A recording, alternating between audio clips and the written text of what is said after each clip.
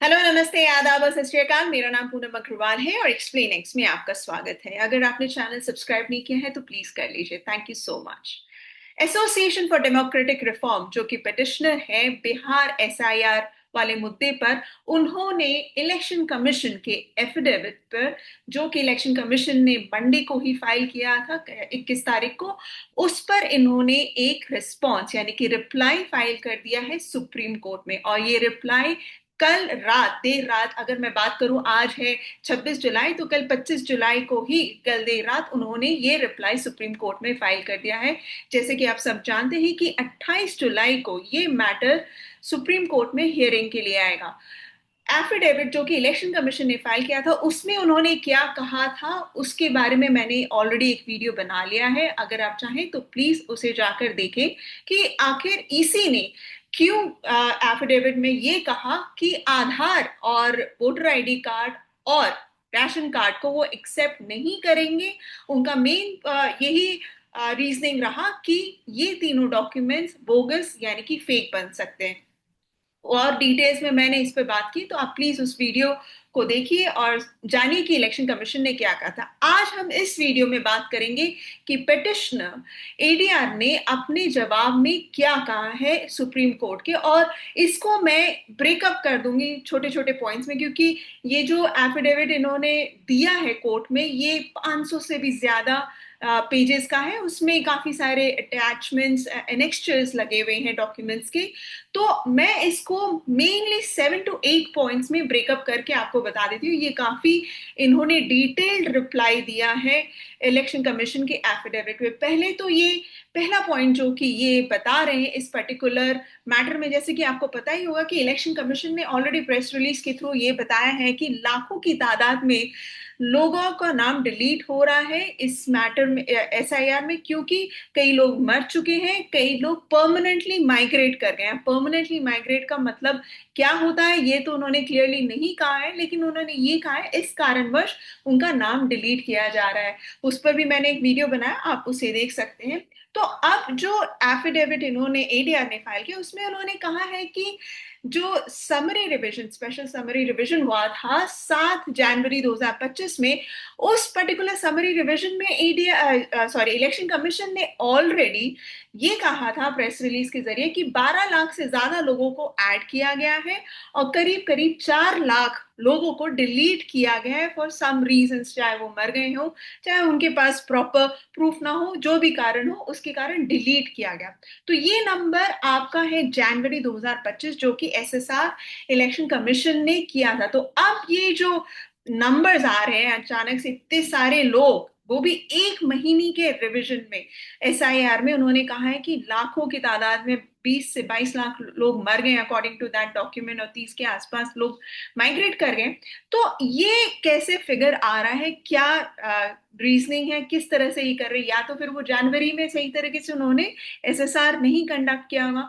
अब आते हैं दूसरे पॉइंट पे। दूसरे पॉइंट में ये कह रहे हैं कि जो पावर दिया गया है ईआरओ को, वो बहुत आर्बिट्ररी पावर दिया गया है। इस पर इन्होंने काफी डिटेल में इस मुद्दे को उठाया है। एफिडेविट के पॉइंट 14, 15, 16, अगर आपके पास वो एफिडेविट का हाथ लग जाए तो आप प्लीज उसे पढ़िएगा। It's a very detailed affidavit. उसमें इन्होंने इन इस पर्टिकुलर मैटर पे इन्होंने बहुत क्लियरली कहा है कि जिस हिसाब से इलेक्शन कमीशन ने कहा है कि ईआरओ के पास ये पावर होगा कि वो वेरिफिकेशन कर सके इलेक्टर का, अगर उसे डॉक्यूमेंट नहीं मिल रहा है किसी भी वोटर से पूरी तरह। तो ये जो पीरियड शुरू होगा वो 1 अगस्त के बाद होगा, जब ऑब्जेक्शन और क्लेम किया जा सकता है। तो यहाँ पर वो ये कह रहे हैं कि ये पावर ईआरओ को जो दिया है बहुत ही आर्बिट्ररी है, और ये डिस्क्रिशनरी पावर यानी कि उसके ऊपर होगा कि वो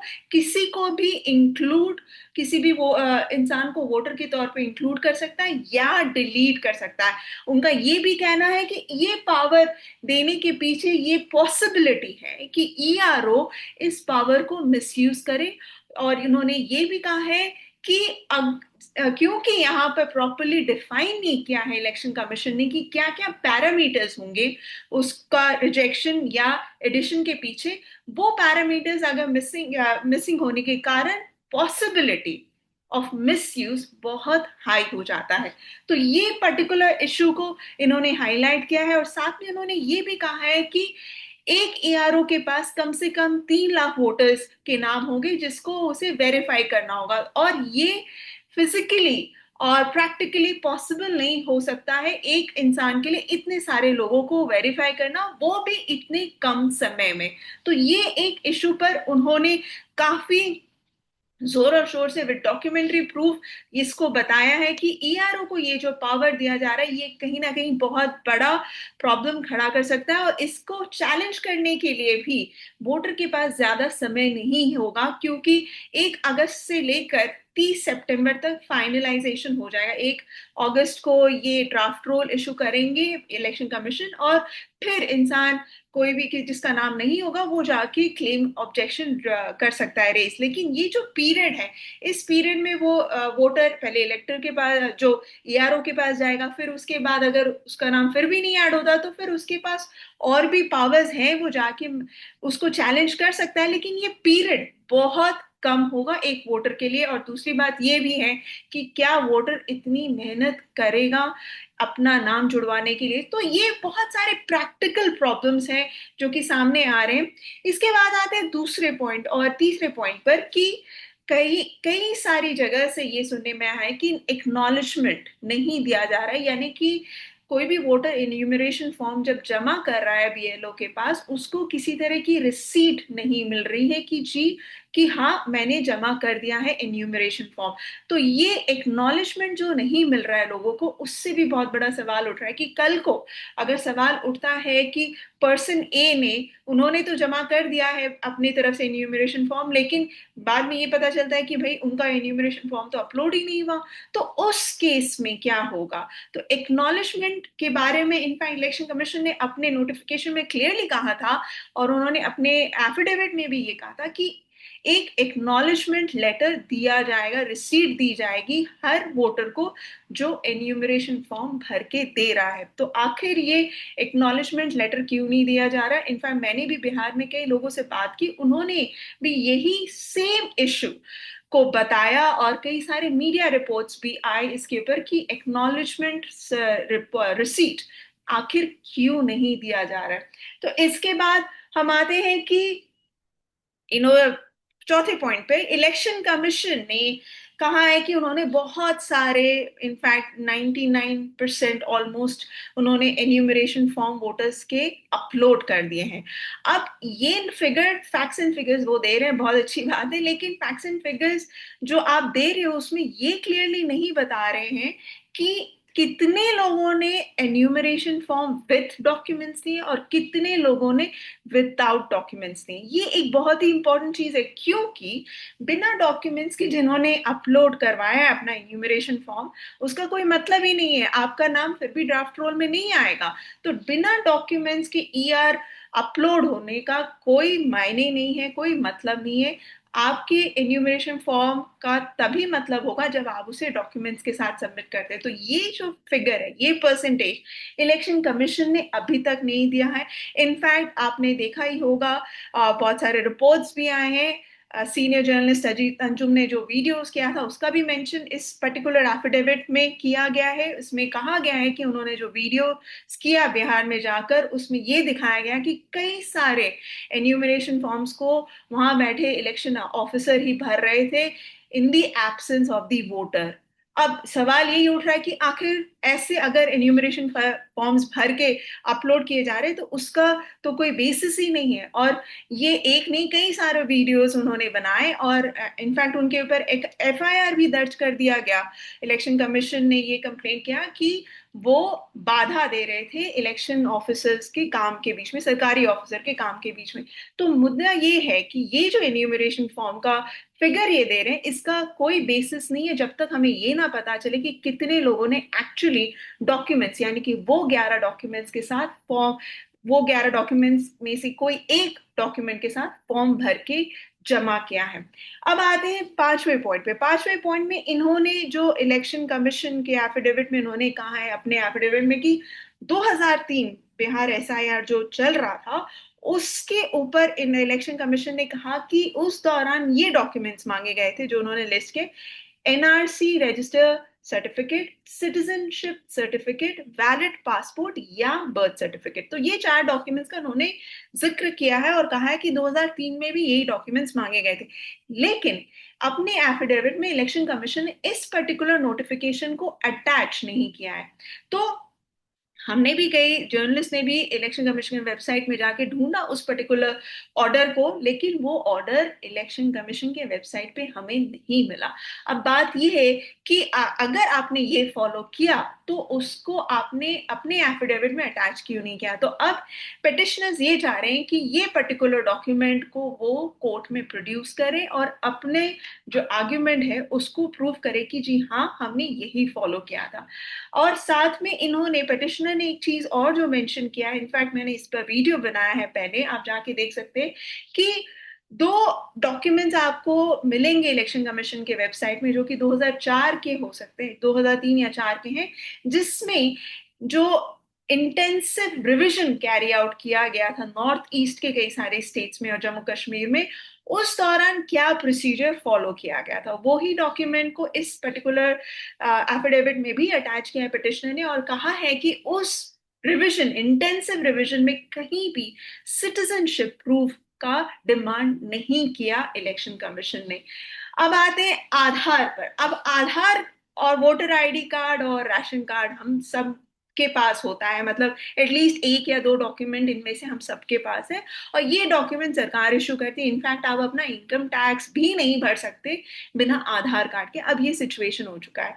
तो आधार कार्ड जो कि गवर्नमेंट इशू कर रहा है उसको इलेक्शन कमीशन कह रहा है कि आधार कार्ड, वोटर आईडी कार्ड, और वोटर आईडी कार्ड तुम खुद इशू करते हैं, और राशन कार्ड, ये तीनों कार्ड बहुत फेक बनते हैं, बोगस होते हैं, इसीलिए हम इसे एक्सेप्ट नहीं कर सकते। तो आप जो कह रहे हो कि ये 3 डॉक्यूमेंट्स फेक बन सकते हैं या बनते हैं, तो क्वेश्चन ये है कि बाकी के 11 डॉक्यूमेंट्स जो आप ले रहे हैं, क्या वो फेक या बोगस नहीं बन सकते?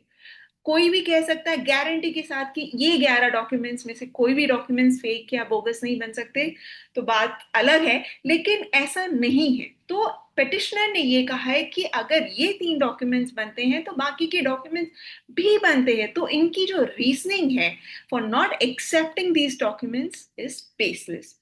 अब आते हैं लास्ट पॉइंट पर, जो कि बहुत ही अहम है और बार बार इस पर चर्चा हुई है कि क्या इलेक्शन कमीशन के पास ये राइट है कि वो किसी भी इलेक्टर या वोटर से ये पूछे कि आप सिटीजन ऑफ इंडिया हैं कि नहीं, इंडियन सिटीजनशिप का डॉक्यूमेंट। तो यहाँ पर पिटिशनर ने कई सारे केस लॉ, यानी कि सुप्रीम कोर्ट के पहले के ऑर्डर्स को इन्होंने अटैच किया है। इसमें एक पर्टिकुलर कोर्ट के जजमेंट को उन्होंने ऐड किया है जो कि लाल बाबू हुसैन का ऑर्डर था और 1995 का ऑर्डर है। इसमें सीधे सीधे कोर्ट ने ये कहा था कि the burden of proof of citizenship would be on those who are registering anew and not on those whose name are already on the electoral roll।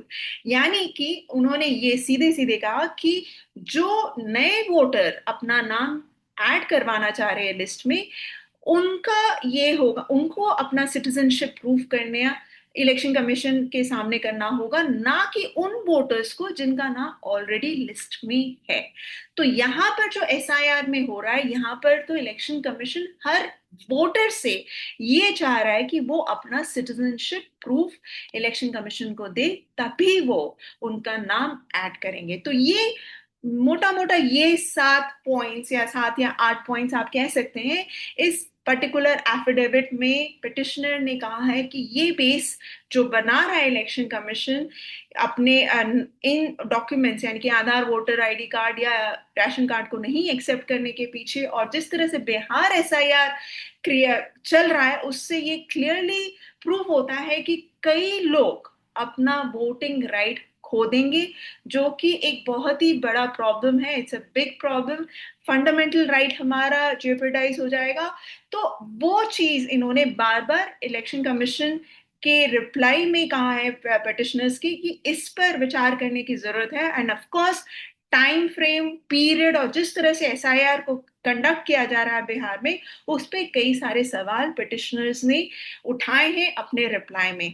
तो आशा करती हूँ कि मैंने आपको ये एक बहुत ही सिंपल तरीके से कुछ पॉइंट्स को एक्सप्लेन किया है, और वीडियोस भी बना के इसको थोड़ा इलेबोरेटली मैं आपको समझाऊंगी और कुछ डिस्कशन भी करूंगी।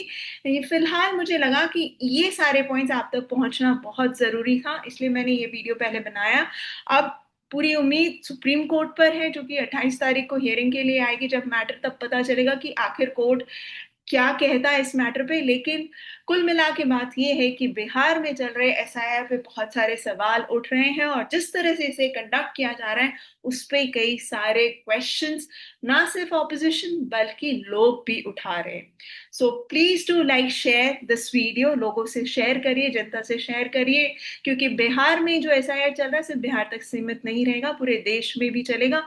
अगर ये सुप्रीम कोर्ट का ऑर्डर इन किसी भी तरह से इसके फेवर में आ गया, तो इलेक्शन कमीशन ने सीधा सीधा कह दिया है कि ये एसआईआर पूरे देश में चलेगा। तो अब देखते हैं क्या होता है 28 तारीख को। So thank you so much for watching this video. Please do like share and subscribe to my channel. Thank you.